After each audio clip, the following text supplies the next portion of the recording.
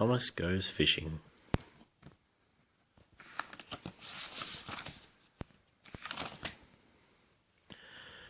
Thomas the Tank Engine had his own branch line. It was his reward for helping James the Red Engine. The trucks had pushed James off the rails, and Thomas had helped to rescue him. Thomas was very proud of his branch line. Every day he puffed up and down with his two coaches, Annie and Clarabelle. He always looked forward to something special. The river. As he rumbled over the bridge, he would see people fishing down below. He often wanted to stay and watch, but his driver always said, "No, what would the fat controller say if we were late?" Thomas still thought it would be lovely to stop by the river and do some fishing. Every time Thomas met another engine, he would say, "I want to fish." But they all gave the same answer, "Engines don't go fishing," and that's just what James said as he passed along Thomas that day.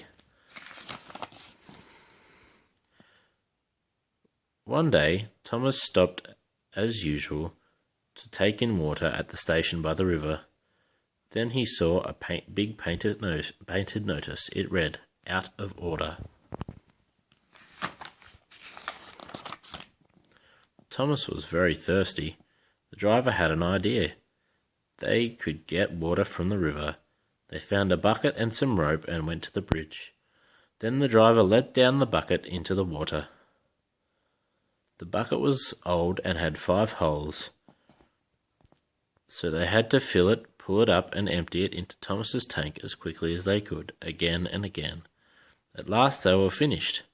That's good, puffed Thomas as he started off again, with Annie and Clarabelle running happily behind. They puffed along the valley until suddenly Thomas began to feel a pain in his boiler. Steam began to hiss from his safety valve in an alarming way. "There's too much steam," said his driver. The fireman tried to let more water into the boiler, but none came. "Oh dear," groaned Thomas. I'm going to burst. They damped down his fire and he struggled on. I've got such a pain, Thomas hissed. They stopped outside the last station and Annie and Clarabelle were uncoupled. The driver ran Thomas onto a siding right out of the way. He was still hissing, fit to burst. Then the guard telephoned for an engine inspector and the driver found 2 notices. They were written in large letters and read, "Danger, keep away." Soon the inspector and the fat controller arrived. "Cheer up, Thomas," they said. We'll soon put you right." The driver told them what had happened. The engine inspector thought the trouble must be in the feed pipe. The inspector climbed up to have a look. He peered up and then came down. "Excuse me, sir.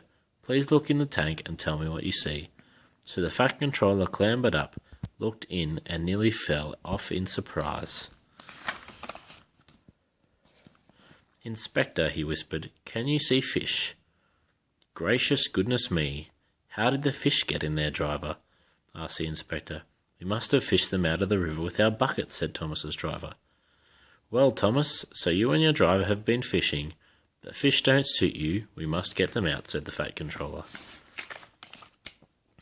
They took turns at fishing in Thomas's tank. The fat controller looked on and told them how to do it.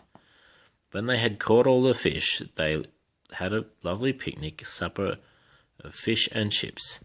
"That was good," said the fat controller as he finished off his share. "But fish don't suit you, Thomas, so you mustn't do it again."